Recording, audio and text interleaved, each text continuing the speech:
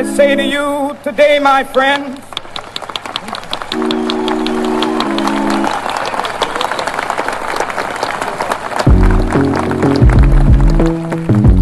so even though we face the difficulties of today and tomorrow, I still have a dream.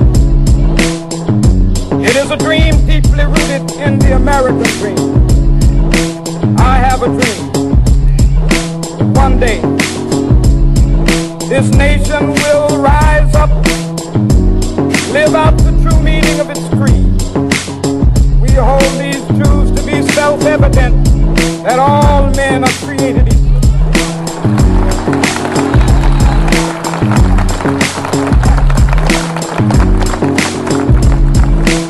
I have a dream that one day on the red hills of Georgia, sons of former slaves and the sons of former slave owners, will they be able to sit down together at the table of brotherhood. I have a dream that one day,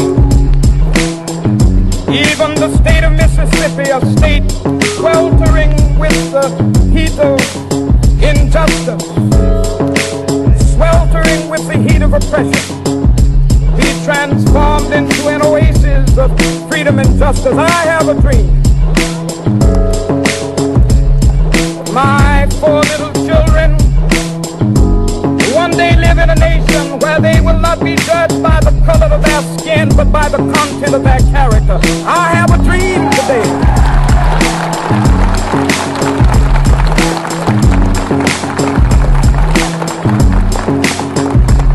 I have a dream that one day down in Alabama, with its vicious racists, with its governor having his lips dripping with the words of interposition and nullification, one day right there in Alabama, little black boys and black girls will be able to join hands with little white boys and white girls as sisters and brothers. I have a dream today.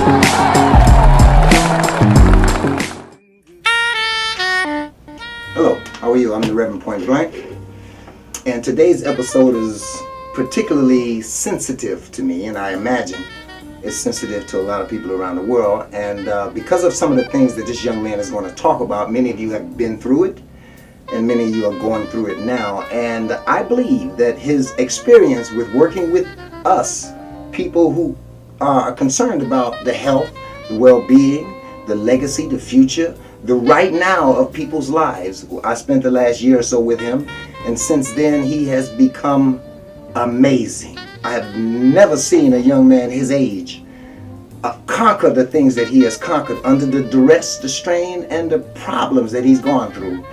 And he's come out smelling like a rose. And I just want to say to you, that's why I call him Deacon Make a Move, because he's been making moves ever since. And that's what this is about. So you stick around, listen to the story, because it's a real one.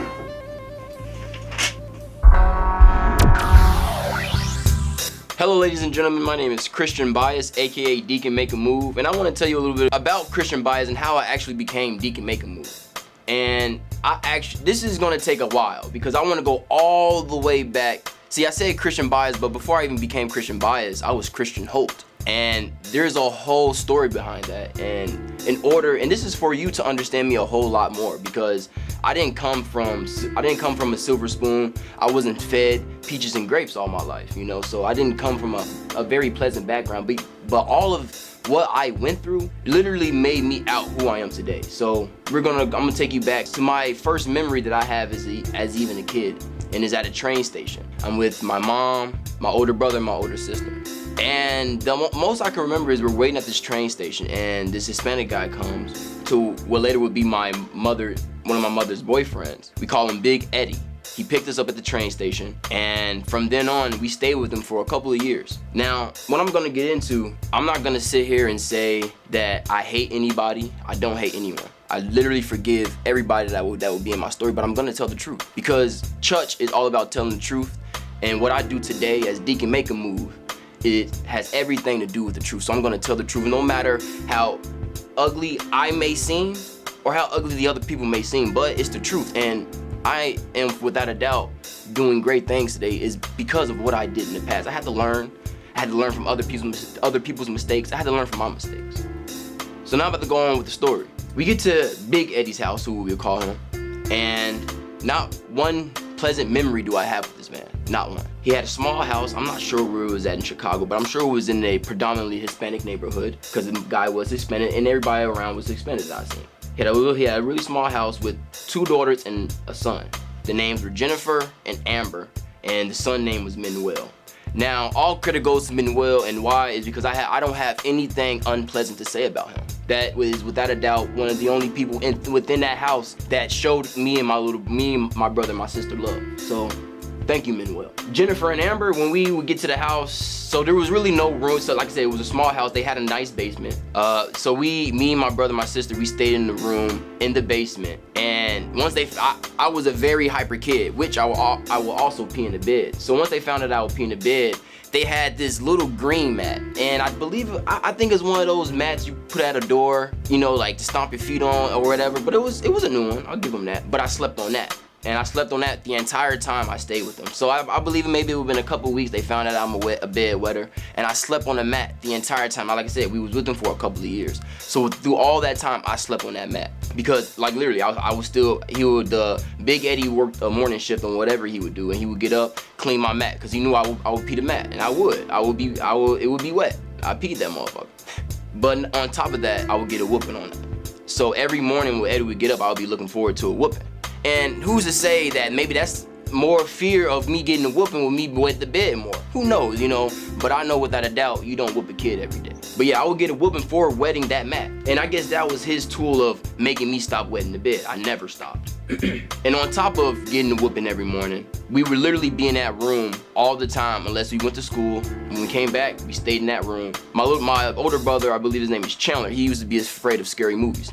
They would always torment him, dress up in costumes, scare him in the room. My mom would never be home because she would be at work. And I'm not sure if she was aware of what was going on, but it was going on. And at the time, I'm Christian Hope. So I'm not Christian biased. And I'm gonna get into why I'm Christian biased. I'm Christian Hope, and I'm a young boy. I might have been 4 or 5, maybe even 6, but I don't think it was 6. I believe I was probably 4 or 5. Jennifer and Amber were, I wouldn't say they're evil, but the spirits that they had caused them to do very horrible things. And Amber, why I remember her so much more, because she used to give me black eyes. So Amber would actually beat me, and it was to a point to where my mom wouldn't let me go to school. So going on in that, we leave. I think I may have been 5. We leave the house because I guess my mom and Big Eddie got into a fight and he put her out. So now we're living in, so now we leave, I leave an abusive household, and I end up staying with, ironically, one of Big Eddie's other daughters. So he has another daughter which is named Rosa. So now we're living with Rosa. My mom and Rosa end up getting an apartment together,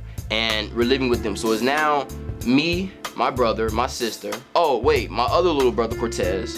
So my little brother Cortez was born. So that's initially why we got put out. My mom got another kid by another man, I believe. I may be wrong. Like I said, it was a long time ago. So we got put out. We're living with one of Big Eddie's daughter, which I find out he had another daughter, which is named Rosa. And we would not, like I said, same thing. So it wasn't Big Eddie that was locking us in the room. It was actually my mother. So my mother was keeping us in the room. And like I said, I can't go on and tell you why she did the things that she did.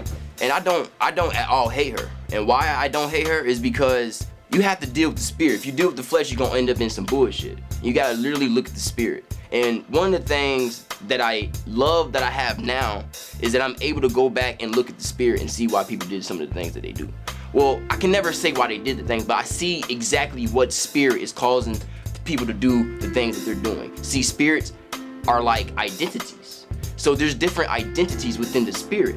So we will be locked up in the room. And like I said, the only time we came out was when we went to school. My older brother, Chandler, he was sent to the hospital at one point in time because they were playing too rough with him, and he ended up busting his mouth. I think he lost a couple of teeth. They'll think it was baby teeth because he has all his teeth today. So I believe it was probably baby teeth, but nonetheless, they was playing too rough with him and they lied to the hospital. I grew up in a very abusive lifestyle, you know, and that was from, I believe, I probably felt that way from since I came out the womb. You know, I can't tell you one happy memory until I went to foster care.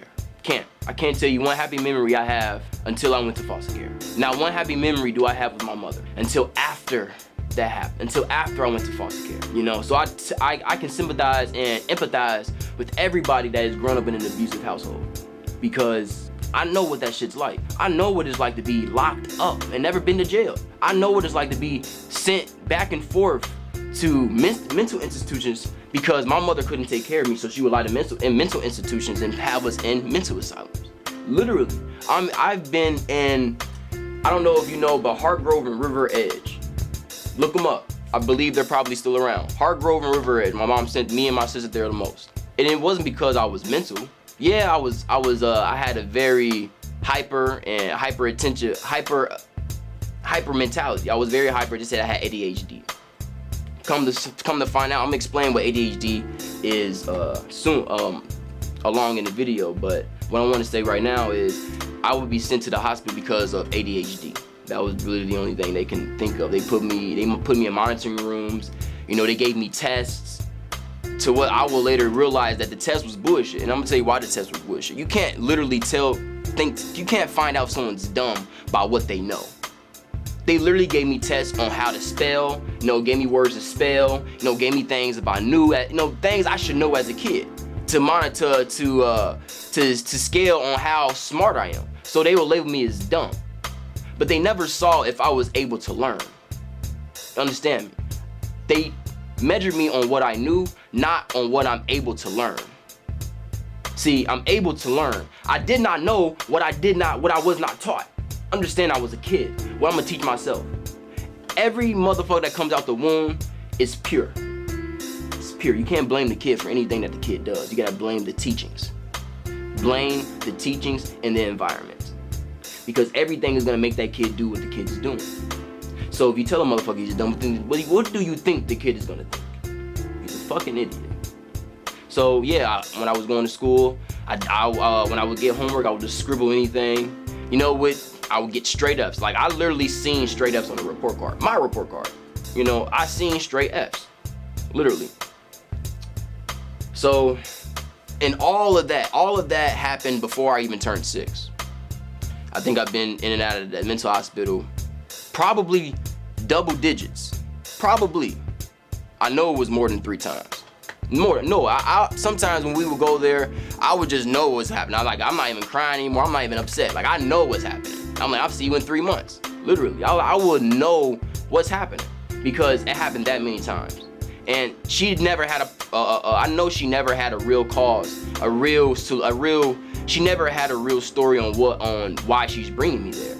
Like I said, they came with all these, what they will call them, mental issues, I think they will call them. And it all came from ADHD. You got all these diagnoses on me because you say I can't pay attention. You said I had homicidal tendencies. They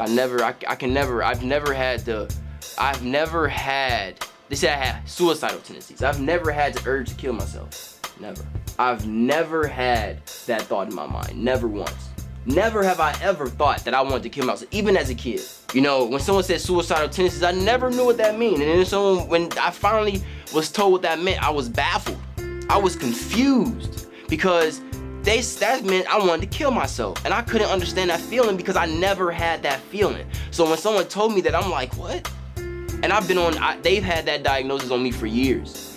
When I got into the foster care system, I was taking 17 pills. No, I can't name them all to you. But, you know, the government got my record. Shit, if anyone's that goddamn curious, you can go see. I took 17 goddamn pills. And I'm 6. I'm 6. But the Lord was working. I'm gonna tell you how he was working. Because I ended up in the home with a man named Solomon Bias. And I never went anywhere else since then. That person saved my life. He saved me, and I owe him so much thanks.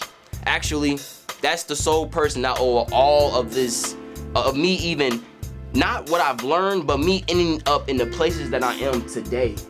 I owe it to that man. Because when I was a kid, and when fate put my future in his hands, he guided it the right place. And I can't thank him enough for that. I can't. When I got into the foster care system at the age of 7, I think I've ended up in his house. at the age of 7, he showed me all the bottles I was taking his pills, and he showed me them, and he threw them away. And he said, from this day on, you're not taking pills anymore. I didn't understand why, you know, because for years, I'm taking these pills, and I'm saying, okay. And on top of that, we were lying to the therapist, telling them that I was taking the pills. And there's no discredit to my pops. They can't touch them. I'm adopted. I mean, there's nothing they can really do. But he threw those pills away. And still to this day, that was probably the best thing he ever did to me. One of the best things. The first thing is not making me have to go to any other homes and making his the last. And 2, by making me stop all those drugs that they were falsely giving me. They were falsely giving me drugs because that gave them more money. The more illnesses a kid has, the more money these foster care systems get. Understand that. The more diagnoses they can come up with, the more money a kid is worth. Why do you think they don't give a fuck about you after you're 18? Because you ain't worth no fucking money, and don't nobody want no kid over 18. That's all I ever heard, even from my case managers. I had a racist case manager, and she was black. Her name was Shawnee. I don't know her last name, she's lucky. But her name is Shawnee. The first time I knew she was racist is when I overheard a meeting when my dad was in. She said, "Who wants these half-breed children?" That's racist. If I don't know what racist is, then damn, call me an idiot right now. Because if you're talking about my goddamn race, it means you're racist. Correct? You know, I could be wrong. So as you all see, you know, and I know I'm not going into so much detail because I don't have to. I can just tell you what I went through, and we can all sit here and say it. You know, you can go ahead and match your experiences and say, did you go through some things? Because it's true, and I don't have to lie. You know, and I haven't gotten to what I've done wrong. I've done wrong. I'm not perfect. I'm not perfect one bit at all. But understand that some of the things that you do is literally what you learn when you first come out the womb. Understand, when you was in grammar school and high school, all of those things that you did was hereditary actions of what you learned. Understand that. And I'm not saying not to all the way blame yourself, because we all have blame. But when you're just coming out the womb and you're just now getting to 12, 13, those actions previously, you're really not to blame. You gotta understand, but you can't sit there and go blame everybody else. You gotta learn from that shit. You gotta understand why you went through that and what you went through. Understand all of it. Because even if it's embarrassing for you, even if you can't stand to look at it, that's you. That's who you are. You know, that's what you went through. You know, in order to move forward, you gotta understand your past. You can't move forward, and yeah, we all age don't wait on anybody. But what I mean by moving forward, I mean by on the inside. Spiritually, emotionally, mentally. Your physical is gonna outgrow you whether you like it or not. But your spirit's gonna always be here. And you can go ahead and spend another lifetime trying to figure it out, or you can spend this one and get it. But that's why I'm telling you this. You know, I went through a whole lot of bullshit. And I can tell you my biggest blessing today is my understanding. Because that's why I'm able to keep my sanity. That's why I'm able to think pretty logically and not think like a fucking idiot, like a crazy person like they always said I was. On my report, when I was younger, when I was awarded a state, I was deemed crazy. I was deemed retarded. I was deemed suicidal. I was deemed not eligible to live in a proper household. I was deemed that I couldn't live with my siblings anymore. The court system deemed that I wasn't eligible to live with my family because we act like verbatim a bunch of animals. What? Or maybe we was taught that. Or maybe we was never showed how to focus, how to concentrate, how to really live in a suitable family environment. Well, what is a suitable family environment, first off? Like, doesn't that even sound wrong? Like, how you gonna tell someone's family to act like a family? How you gonna tell a family how to act like a family? Because there's a bunch of fucked up households, and if we was really going off of that, there would be a lot of kids in the child care system than there is now. But that's so fucked up. That's fucked up. It is. It truly is. And because I have my sanity, and because I am able to face what happened to me through all those years, I can't just sit here and allow the child care system to be what it is. It's fucked up. Shit. I mean, we have they just made marijuana legalized and all that, but we pay so much attention to the guns, the marijuana, you know, we call them thieves, we call them rapists, we call them murderers. But go deeper. How about we go deeper? How many of them were adopted? How many of them were in a shelter? How many of them were neglected children? Understand me, because when they're 18, they're not thought about anymore. And when they're 14, they're put into a shelter. You wanna know the only kids that really get lucky and get to a fucking home is when you're 8 and under. Once you hit the double digits, they don't care about us anymore. When you're black, please, God help the melanin children. Because when you're dark skinned, that literally applies to you. When you're white, that doesn't really apply to you. Sorry, that's just truth. When you have a lighter complexion to your skin, they put a lot of their awarenesses down. They put a lot of their guard down because you're not dark skinned. That's just the goddamn truth. When you're dark skinned and you don't know 2 + 2, they're gonna look at you sideways than if you were white and you were 20 and didn't know 2 + 2. Like, well, let me help you figure it out. 20 black, you dumb motherfucker. You kinda gonna be there learning in school. You know, they put these when you're 18, they put this motherfucking adult title on you without giving you any motherfucking instruction. Cause there should be an instruction manual to this shit. You gotta pay bills, gotta be work on time, you know, gotta deal with other motherfuckers' personality. You know, it's a lot of bullshit coming with being an adult. I wish they would have told me this. I mean, they did, but they didn't. I don't think they told me and then told me how to fix it. They just told me what to watch out for. You know, we go to shit. First off, I hated school. I'm not gonna lie, I fucking hated school. I hated that shit, but I never hated to learn. I just hated the structure. And for years I said I hated school, but never really understood what exactly I hated about school. But I can tell you right now, I hated the structure about school, and I hated exactly what they were teaching. I feel like some of the shit they were teaching is not gonna apply to me when I step out of this motherfucker. How is learning about Thanksgiving gonna help me today getting a job? Tell me that now, huh? Now, see, I'm not really gonna get into math. I get into all that other motherfucking motherfucking what's the shit? Because it is some subjects in math that is very, very relevant. So we're gonna sit here and leave math out. We all gotta know our math, gotta know how to count. But all that other bullshit, like we can learn. Okay, let's say English. Okay, math and English. But everything else, we got all this time. We filled up all this space in school to learn about a lot of long time. I'm gonna call it bullshit because it's not so much information in the past is really relevant to today because our system keeps changing. System keeps changing, and if it's not relevant to the truth, it's no longer relevant. It just isn't. And to tell you the truth, school is telling us a bunch of bullshit. You know, when I was in school, you know, most of the time I was hearing was fucking college. But I ain't in college. I'm not in college. Why am I not in college? Goddamn, I know a lot of people who went to college and no longer in college. I know a lot of people who was in college and having a really hard time with college. Why? Because college is so different from high school. So different. And why did you make the leap so much higher when you went to college? College, you're forcing you into an adult position. They're not teaching you anything.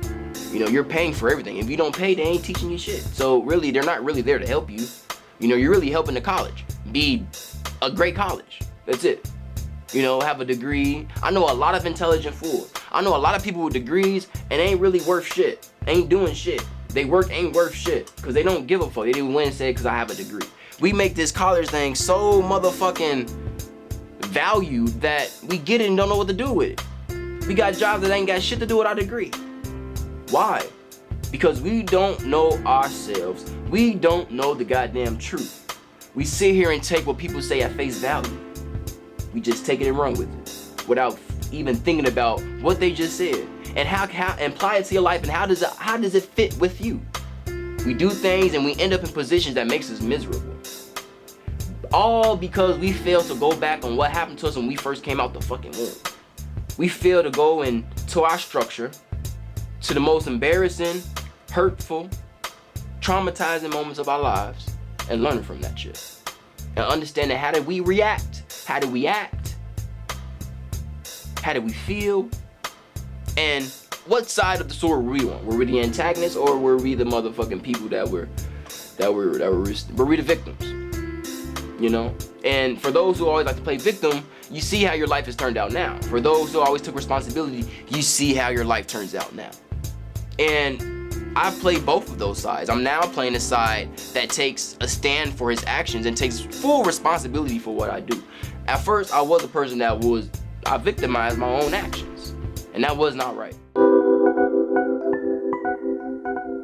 Because there is one thing that's always true, and you don't have to like me for this. I don't care what religion you are. I don't care what race you are. I don't care what ethnicity or wherever you come from is. It does not matter. What matters is the only reason that you and I are alive is because of the fruits, vegetables, minerals, vitamins, and oxygen. Those are 5 things. Fruits, vegetables, minerals, vitamins, and oxygen. And if it wasn't for those things, you would not be on this planet. Number 2, those things over time will become you, because when you die, and you will die in the flesh, you will die, that's guaranteed. That's one thing that you can guarantee. But if you're listening to me now, if you hear my voice, then what you have is the very gift of life, because now, this very moment, is the best that life has to offer. So those 5 things, one thing you don't have, and most people think they have it, but those 5 things, so when you die, you're going right back into the ground, whether they burn your ass or put you in the ground, and over thousands or hundreds of thousands of years, somebody gonna be eating fruits, vegetables, minerals, vitamins, and oxygen from your ass. So you don't have to look at a religion, look at the facts. The fact is, I don't care what you believe in. I know you live by that, and if it wasn't for that, you wouldn't be alive. So there's no way to dispute that. I don't care what spirituality you in, that's your business. And church is it's an institution, it's a fact, it's an operational procedure of life, and it's all about truth. I say to you today, my friend,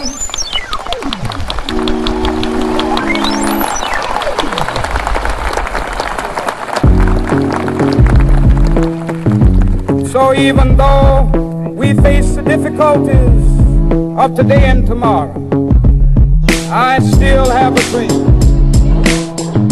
It is a dream deeply rooted in the American dream. I have a dream that one day this nation will rise up, live out the true meaning of its creed. We hold these truths to be self-evident, that all men are created equal.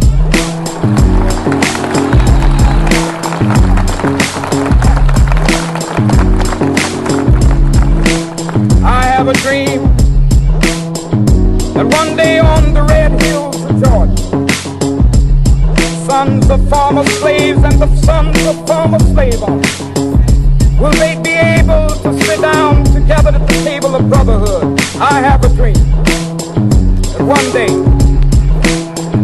even the state of Mississippi, a state sweltering with the heat of injustice, sweltering with the heat of oppression, be transformed into an oasis of freedom and justice. I have a dream. My 4 little children one day live in a nation where they will not be judged by the color of their skin, but by the content of their character. I have a dream today.